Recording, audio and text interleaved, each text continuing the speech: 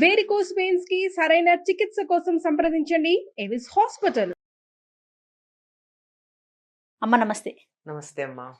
అమ్మ, వినాయక చవితి నాడు మనము వినాయకునికి పూజ చేసేటప్పుడు 21 పత్రాలు పెట్టి పూజ చేస్తాం కదా, దీని వెనుకాల ఏమైనా ఆంతర్యం ఉందమ్మా? ఉందమ్మా.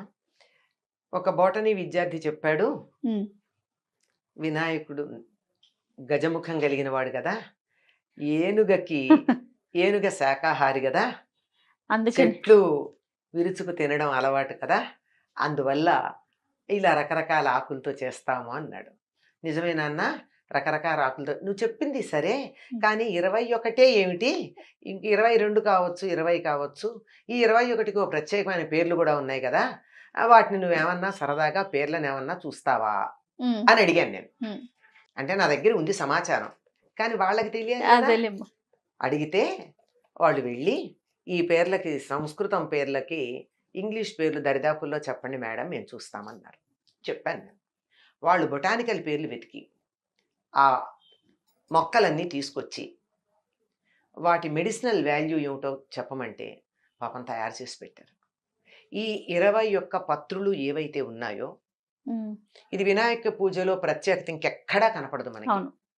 ఈ 21 పత్రులు ఏవైతే ఉన్నాయో అవి వానాకాలంలో వానలు పడుతూ ఉంటే చాలా వరకు పిచ్చి మొక్కల్లాగా, కలుపు మొక్కల్లాగా ఎక్కడ పడితే అక్కడ పెరిగేవి ఈ పత్రులన్నీ కూడా. చాలా వరకు.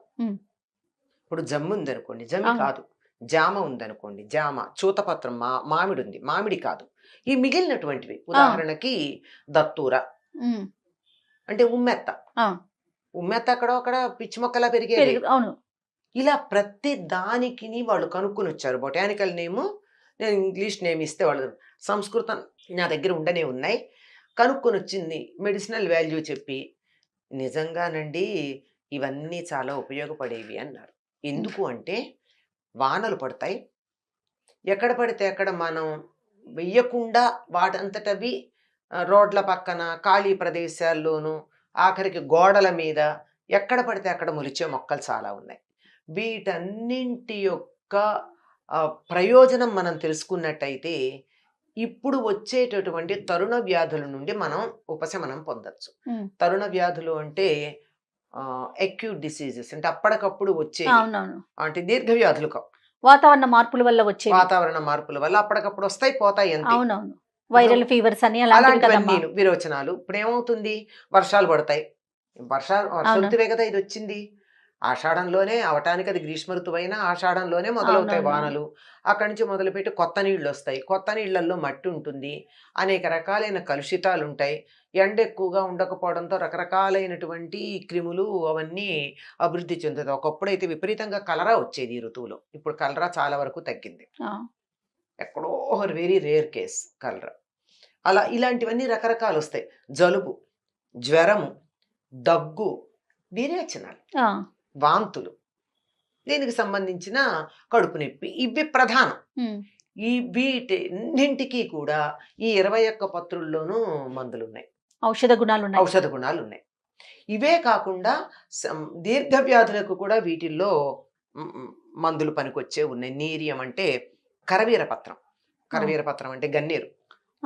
ఈ గన్నేరాకు ఎంత విలువైనదో, అది శరీర సంబంధమైనటువంటి అనేక వ్యాధులు, చర్మ సంబంధమైన అనేక వ్యాధులకు అది మందుగా పనిచేస్తుంది. అంచేత పిల్లలకి రేపు పొద్దున చిన్న పిల్లాడికి జ్వరం వచ్చింది, పెద్ద పిల్లాడిని వెళ్ళి మరి ఆకు పట్టుకురారా అంటే వాడికి ఆకు తెలియాలి. ఇంట్లో కూర్చుంటే ఎలా తెలుస్తుంది? అందువల్ల పత్రి తీసుకురావడం వాళ్ళకి చెప్పేవాళ్ళు పూర్వం. తీసుకొచ్చి వాటన్నిటిని అట్లా ఒక పళ్ళెంలోనో ఆకులోనో, ఇదిగో బృహతీ పత్రం, సెమీపత్రం, జామీపత్రం, చూతపత్రం, ఇలా వేటికి బదరీపత్రం, రేగాకులు, ఇలా వేటికవి ఈ 21 పత్రులు అలా విడివిడిగా పెట్టడం తెలుస్తుంది. అలా నేర్పించి, ఇదిగో వినాయకాయ నమః బృహతీపత్రం సమర్పయామి, ఎరా బృహతీపత్రం వే అంటే వాడికి తెలుస్తుంది. వాకుడు బృహతీపత్రం అంటే, మాచీపత్రం, రెండోది మాచీపత్రం ఉంటుంది, మాచిపత్రి తెలుసు.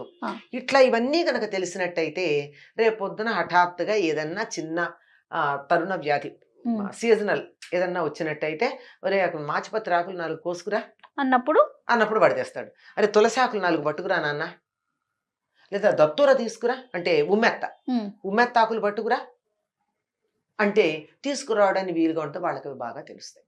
ఇంట్లో ఇంతకుముందు తెలియకపోయినా పెద్దవాళ్ళు తప్పనిసరిగా తెలుసుకుంటారు. అవునమ్మా. వీటన్నింటికి ఇది ఉండడమే కాక ఈ ఆకులు ఇందులో 20 పత్రాలు మనకి దొరుకుతాయమ్మా. దేవదారు పత్రం ఒకటే మనకి అందుబాటులో ఉండదు. మిగిలినటువంటి 20 కూడా 21 అని సంఖ్య పెట్టడానికి ఏమన్నా ఉందమ్మా? త్రిస్తప్త సమిధకృతా, సృష్టి చేసేటటువంటి సమయంలో 7 మూళ్ళు 21 సమిధలతో ఈ సృష్టి అనే హోమం చేయడం జరిగింది. 21కి చాలా ప్రత్యేకమైనటువంటి విశేషం ఉంది మనకి శాస్త్రాల్లో, సంఖ్యాశాస్త్రం ప్రకారం. అందులో 21 ఇది దీనికి అనుకూలంగా కూడా అనిపించటం ఉంది. ఈ దేవదారు తప్ప మిగిలిన 20 పత్రాలు మనకి దొరుకుతాయమ్మా. వీటిని తెచ్చి వీటి వివరాలు కనుక తెలిస్తే తర్వాత ఉపయోగం ఉంది. ఇప్పుడు ఎవరో వాడే పరిస్థితుల్లో కూడా లేము.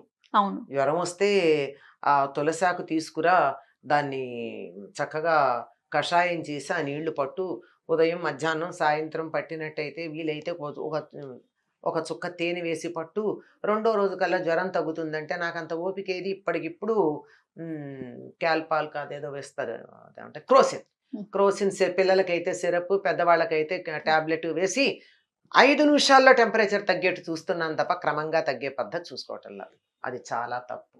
ఒక్కసారిగా టెంపరేచర్ తగ్గడం కూడా తప్పే. స్లోగా తగ్గాలి. అంత ఓపిక లేదు కానీ తెలియడం అయితే ఉంటుంది. ఇవన్నీ చెయ్యలేం కదా, మరి ఏమిటి ఉపయోగం ఇప్పుడు మనకి అంటే అవన్నీ కలిపి అక్కడ పెడితే ఇంట్లో 9 రోజులు 7 రోజులు ఉంచుతాం కదా, దాని నుండి వచ్చేటటువంటి గాలి కూడా చాలా ఉపయోగపడుతుంది. ముఖ్యంగా మీరు ఇందులో సింధువార పత్రం అని ఒకటి ఉంది, అంటే వావిలాక అంటారు. వావిలు అంటే తెలుసు కదా, సింధువారం అంటే తెలీదు. అదేనే చెప్తున్నాను. సింధువారం అంటే వావిలి. అందులో 2 ఉంటాయి, నల్లవావిలి తెల్లవావిలి. నల్లవావిలి అంటే ఊదా రంగు పూలు ఉంటాయి, తెల్లవావిలి అంటే తెల్ల పూలు ఉంటాయి. ఇవి నిజంగా ఎంత ఆరోగ్యానికి అవసరమో. తలనొప్పి వస్తే ఒక తెల్లని బట్ట తీసుకుని వావిలాకులు దాని మీద వేసి దాన్ని ఇలా మరి ఇంకొక పొర వేసి ఇలా తలకి ఇలా కడితే అరగంటలో తలనొప్పి తగ్గుతుంది. కొంతమంది ఇక్కడ కూడా కడతారు. బాలెం తలకి వావిలాకు వేసిన నీళ్లు కాచి నీళ్లు పోస్తారు, వాతాహరణం. ఇలాంటివన్నీ ఇది ఇంట్లో ఉంది. వావిలాకు తెచ్చి అక్కడ పెట్టండి, 4 రోజుల పాటు ఇల్లంతా వావిలాకు వాసనే ఉంటుంది. కానీ ఇంటి వావిలాకులు తెచ్చి వినాయకుడికి పూజ చెయ్యండి. దాంతోపాటు ఉత్తరేణాకు ఉంది. ఇవన్నీ వీటన్నిటి కలయికతో వచ్చినటువంటి గాలి ఏదైతే ఉందో అది ఒక వారం రోజులు ఇంట్లో వచ్చిందంటే, ఆ రోజు మరి ఇంట్లో దేవుడు ఉన్నాడంటే వీళ్ళు దండం పెట్టుకుంటారు కదా, ఆ దండం పెట్టుకోవడానికి 1 నిమిషం అక్కడ నిలబడి గాలి పీలుస్తారు కదా, శ్వాసకోశ సంబంధమైనటువంటి వ్యాధులు దరిదాపుల్లోకి రావు. అయ్యాక ఇది ఎవరికన్నా ఈ నిమజ్జనం చేసే సమయంలో కూడా కొంతమంది తమ పెరట్లో ఉన్న బావిలో పడేస్తారు. ఆ బావిలోను చెరువులోను ఇవి పడేస్తే ఈ ఆకులన్నీ పడేస్తాం కదా పత్రి, వీటి వల్ల కొంతకాలం పాటు ఆ నీళ్లు స్వచ్ఛంగా ఉంటాయి. ఊళ్ళో వాళ్ళందరూ తెచ్చి ఆ చెరువులో పత్రి వేశారనుకోండి, ఆ నీళ్లు స్వచ్ఛంగా ఉంటాయి కదా. పైగా అక్కడ ఏం జరిగేది, పూర్వకాలం ఆ చెరువులో మట్టి తీసి వినాయకుడిని చేసేవారు, చెరువులో పూడిక తీసినట్టు అయ్యేది. ఈ ఆకులు వేసేవారు, స్వచ్ఛంగా అయ్యేది. ఎంత మంచి పద్ధతి. పూజా విధానంలో వ్యక్తిగతమైనటువంటి పురోభివృద్ధి, కుటుంబపరమైనటువంటి సమృద్ధి, సమాజపరమైనటువంటి సమబుద్ధి, పర్యావరణపరమైనటువంటి స్పృహ ఇన్ని కలిగించటం, తర్వాత ఖగోళ విజ్ఞానం, ఇలాంటివన్నీ కలిగించేటట్టుగా ఉంటాయి మన పండగలు ఏది చేసుకున్నా. చూడండి, ఒక్క పత్రి వెనకాలే ఎంత విషయం దాగుందమ్మా. అద్భుతం కదా నిజంగా. ఖచ్చితంగా పాటించాలమ్మా. ఇవన్నీ కూడా దొరుకుతాయమ్మా, దొరుకుతున్నాయమ్మా, ఇవన్నీ దొరుకుతాయి. అవును. కపిత్తం వెలగాకు దొరుకుతుంది, ఉత్తరేణాకు దొరుకుతుంది కదా, దొరుకుతుంది. ఎక్కడ మనమే వెళ్ళి వెతుక్కోవచ్చు, అసలు అన్ని దొరుకుతాయి. ఎటు వచ్చి వెలగ చెట్టు దొరకడం కష్టం, సెమీ దొరకడం కష్టం. ఎవరికన్నా చెప్పి అవి తెప్పించేసుకుంటే మిగిలినవి దొరుకుతాయి. దేవదారు మన దగ్గర లభ్యం కాదు. ఒకవేళ దొరకకపోయినానమ్మా మనకి సంతలు ఉంటాయి కదా, అక్కడ కూడా వాళ్ళ ఇవన్నీ ఇవ్వరుగా. వాళ్ళు పార్టీని ఆకులే తెచ్చిస్తారు, అదొకటే చెత్త పనికిరాదు. అది కాక ఇవ్వి ఇలా ఇలాంటివి కొంచెం మనం కనీసం అవేవో కొన్ని ప్రయత్నం తెచ్చుకున్నా చేయగలిగితే మనం దరిదాపుల్లో దొరుకుతూనే ఉంటాయి. అవునమ్మా. రైట్ అమ్మా, థ్యాంక్ యూ సో మచ్. నమస్తే. నమస్తే అమ్మా.